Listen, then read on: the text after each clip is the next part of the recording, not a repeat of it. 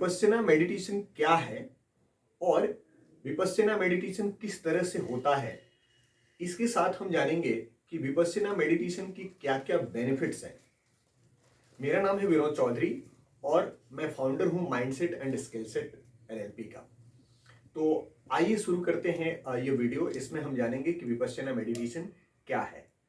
पहला चीज कि हम ये जाने कि विपश्यना, जिसे ज्यादातर लोग जो है विपाशना मेडिटेशन के नाम से जानते हैं, ये विपश्यना मेडिटेशन है। विपश्यना दो शब्दों से बना है, एक है पहला बी और उसके बाद से है पश्यना। बी का मतलब है विशेष और पश्यना का मतलब है देखना यानी कि दृष्टि।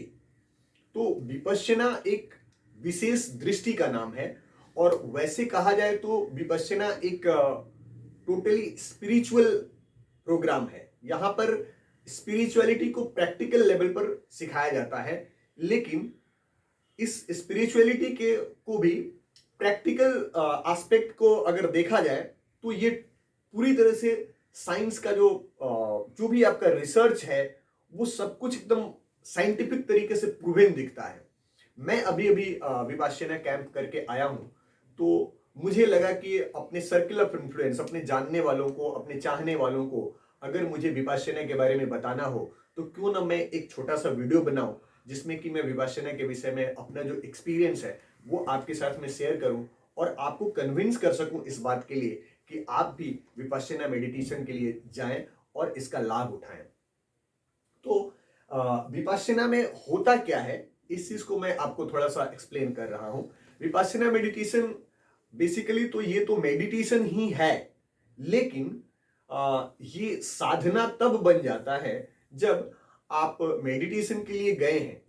और मेडिटेशन अगर आपकी मर्जी के अनुसार करना हो तब तो मेडिटेशन है, लेकिन जब आपको अपनी मर्जी के खिलाफ काम करना पड़ रहा है तो वो साधना बन जाता है।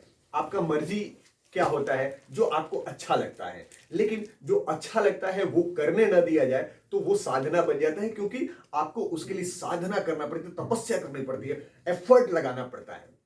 तो विपश्यना मेडिटेशन में आपको जब कहा जाता है कि आप अपने घर वालों से, अपने परिवार से, अपने रिश्तेदार से, दोस्तों से बिल्कुल अलग हो जाएंगे, आपका मोबाइल कनेक्टिविटी नहीं रहेगा, तो ये एक साधना बन जाता है। जब आपको कहा जाता है कि 10 दिन तक आपको इस कैंपस के अंदर ही रहना है तो ये एक साधना बन जाता है। और जब आपको कहा जाता है कि 12 घंटे तक आपको बैठ करके सिर्फ मेडिटेशन ही करना है तो ये साधना बन जाता है। और जब आपको एक ऐसे इन्वायरमेंट में रहना पड़ रहा है जहां पर कि आप एक्स्टम्ड नहीं हैं तो ये एक साधना बन जाता है। और उतना ही नहीं, आप जिन लोगों के साथ में रह रहे हैं उनसे आपको बात भी नहीं करना है। और बात भी मतलब ऐसा क्या कि इवन आई कांटेक्ट भी नहीं करना है, इशारों में बात भी नहीं करनी है, तब ये साधना बन जाता है। तो इस तरह से विपश्यना एक सिर्फ मेडिटेशन नहीं बल्कि एक साधना है, क्योंकि इसमें आपको बहुत सारा चीज सेक्रीफाइस करना पड़ता है जो रेगुलर लाइफ में आप करते हैं उससे बिल्कुल डिटैच्ड हो जाते हैं। तो ये एक स्पिरिचुअल प्रोग्राम है। स्पिरिचुअल प्रोग्राम किस लिए है कि इसमें आपको धर्म की बातें प्रैक्टिकल स्तर पर सिखाई जाती है। प्रैक्टिकल बताने का मतलब क्या हुआ, जैसे अगर मान लीजिए कि अगर हमें गाड़ी चलाना है तो गाड़ी चलाना एक ऐसा चीज है जिसे हम पेन एंड पेपर भी नहीं सीख सकते हैं या पढ़ करके नहीं सीख सकते हैं। उसी तरह से धर्म ऐसा चीज है जो हम रियल लाइफ में, धर्म का मतलब यही समझते हैं कि अगर हम किसी मूर्ति की पूजा करते हैं, उपासना करते हैं, अगर हम मंत्र उच्चारण करते हैं या फिर कोई कर्म कांड करते हैं तो उसे हम कहते हैं कि हम धार्मिक कार्य कर रहे हैं। लेकिन आप चाहे जितने भी धर्म को उठा करके देखें, सारे धर्म वही कहते हैं जो इंसान के लिए सुख और शांति ला सके वो काम करना चाहिए। तो सुख और शांति लाने के लिए हमको क्या करने की जरूरत होती है? हमें क्रोध नहीं करना है, हमें लोभ नहीं करना है, हमें राग द्वेष से अलग आना होगा और ये सारी बातों को त्यागना होगा, तभी हम कहेंगे कि हम सच्चे मायने में धर्म कर रहे हैं।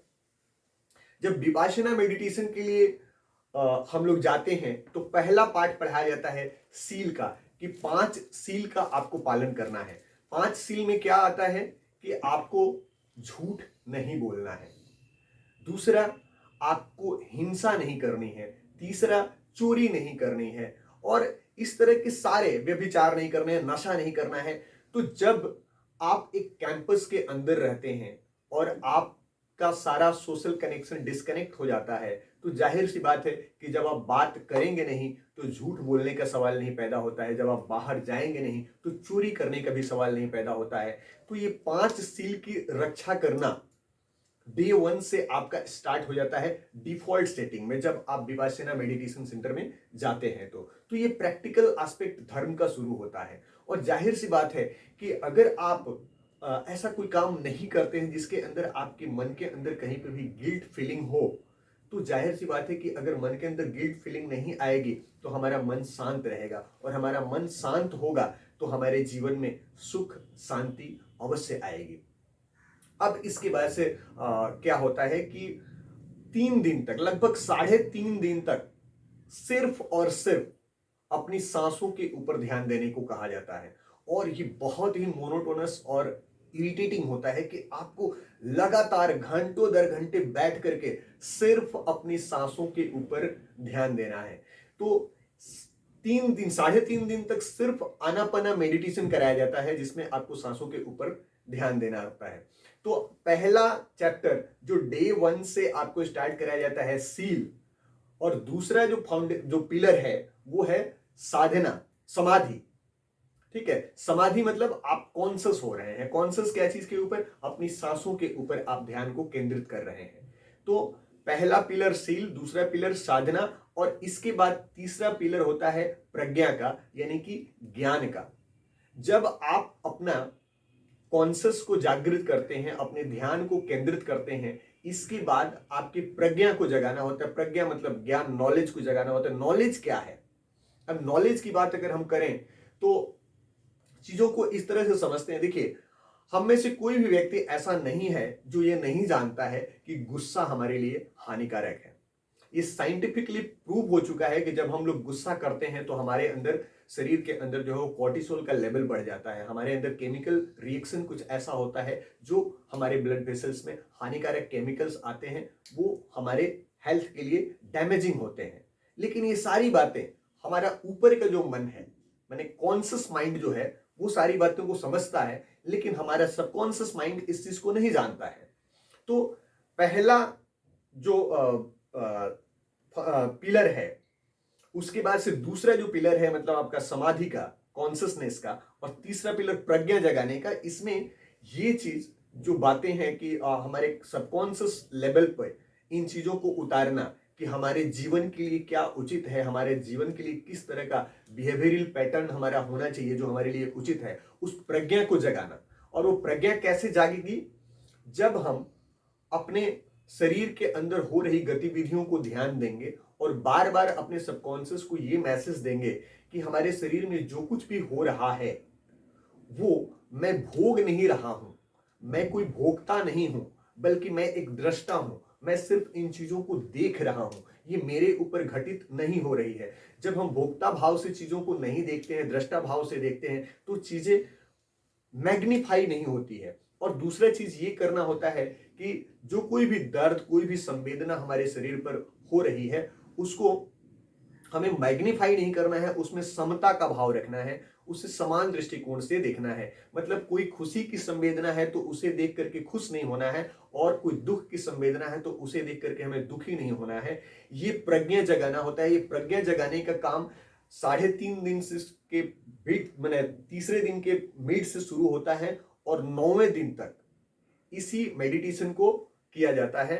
तो तीसरे दिन के बाद जब हम विपासना मेडिटेशन शुरू करते हैं तो उसके बाद 7वें दिन अधिष्ठान दिवस होता है। अधिष्ठान दिवस में ये प्रण लेना होता है कि अब से आप जब ध्यान करने के लिए बैठेंगे तो अगला 1 घंटा तक कंटिन्यूअसली ना तो आप पलक झपकेंगे कभी भी, मतलब आंख को नहीं खोलना है, और जिस पोजीशन में, जिस पोस्चर में आप बैठे हुए हैं, मैंने सुखासन में अगर आप बैठे हुए हैं तो उस सुखासन को आप कंटिन्यू 60 मिनट्स तक, 1 घंटा तक आपको कंटिन्यूअस उसी पोज में रहना होता है। ये अधिष्ठान लेना होता है। और ये काम मैंने देखा कि डे 1 में बिल्कुल भी पॉसिबल नहीं था। 3-4 दिन तक तो मतलब 1 घंटा तक एक ही पोज में बैठना बिल्कुल भी मुश्किल था। लेकिन 7वां दिन मुश्किल तो लग रहा था, लेकिन 7वें दिन से ये थोड़ा थोड़ा आसान हो गया। और मैंने ये एक्सपीरियंस किया कि 7वें दिन के बाद से अधिष्ठान लेकर के 1 घंटे तक कंटिन्यूअसली मेडिटेशन के लिए बैठना, धीरे धीरे हमारा माइंड उस चीज को एकस्टम कर लिया और वो हम कर पा रहे थे।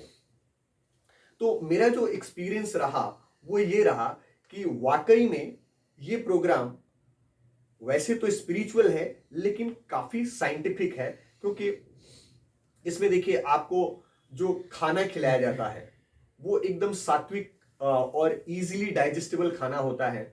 और खाने के बीच में जो गैप होता है वो इतना साइंटिफिक तरीके से बनाया गया है। मैं यहां पर एक चीज आप लोगों के साथ में शेयर करना चाहूंगा कि 2018 में डॉक्टर एलिसन और डॉक्टर होंजो को नोबेल अवार्ड मिला था सिर्फ इस चीज के लिए कि उन्होंने एक ऐसा प्रोसेस डिजाइन किया कि कैंसर जैसा बीमारी का इलाज केमोथेरेपी, रेडियोथेरेपी और सर्जरी के बगैर भी किया जा सकता है।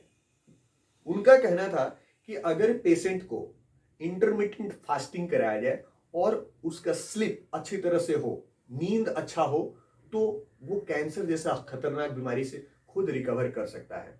और यहां पे मैंने एक चीज इस चीज को एक्सपीरियंस किया कि यहां शाम को 5:30 बजे के बाद आपको कोई भी चीज खाने को नहीं दिया जाता है और आपका नेक्स्ट डे ब्रेकफास्ट जो होता है वो सुबह के 6:30 बजे होता है।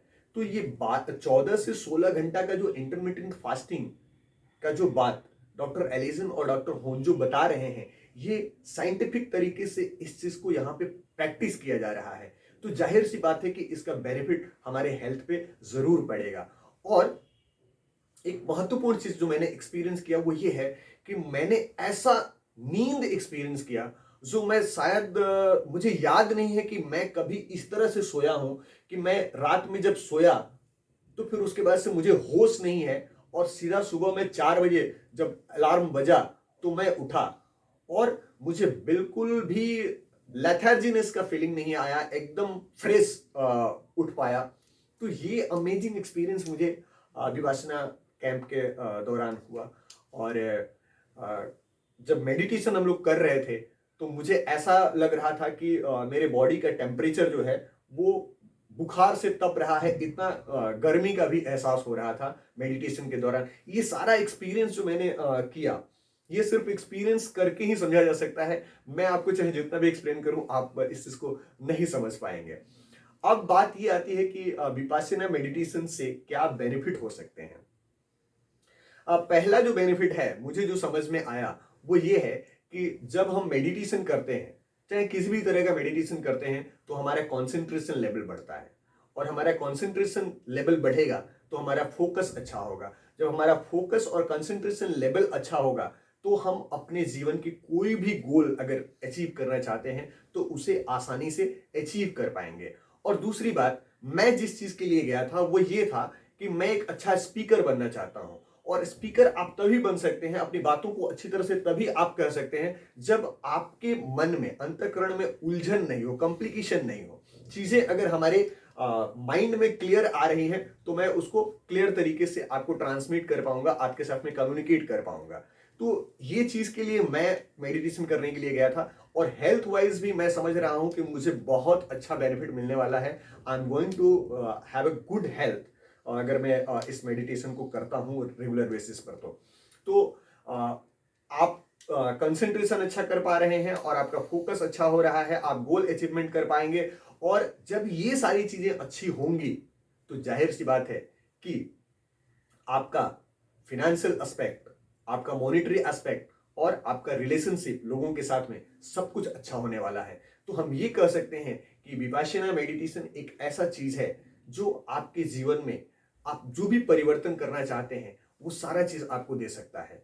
तो सभी को एटलीस्ट अपने जीवन में ये स्पिरिचुअल एस्पेक्ट ऑफ लाइफ जरूर एक्सपीरियंस करना चाहिए, जहां पर कि धर्म आपको प्रैक्टिकल लेवल पे सिखाया जाता है। और एक चीज अहम बात मैं आपके साथ में शेयर करना चाहता हूं कि हम सबके अंदर जो एक फीलिंग होता है कि मेरा, मैं, इस फीलिंग को कैसे तोड़ा जा सकता है। हम सभी जानते हैं कि गुरूर नहीं करना चाहिए, हमको अपना मतलब अभिमान हमारे लिए हानिकारक है, लेकिन अभिमान तोड़ने का या हमारा गुरूर तोड़ने का, हमारा अहम तोड़ने का कोई ऐसा मीडियम नहीं दिखाई देता है।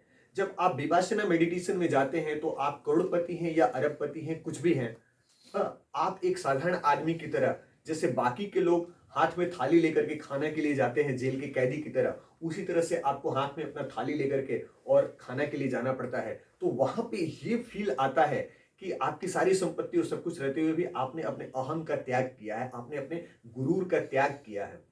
तो ये प्रैक्टिकल लेवल पर सारी चीजों को सिखाया जाता है, और आप वो प्रैक्टिकल लेवल पे, अब सबकॉन्शियस क्या है कि हमारा सबकॉन्शियस हर एक चीजों को जो है वो प्रैक्टिकल लेवल पे समझता है। उसके पैटर्न को चेंज करने के लिए आपको उस पैटर्न में जीना होगा, तभी आप उस पैटर्न को चेंज कर पाते हैं।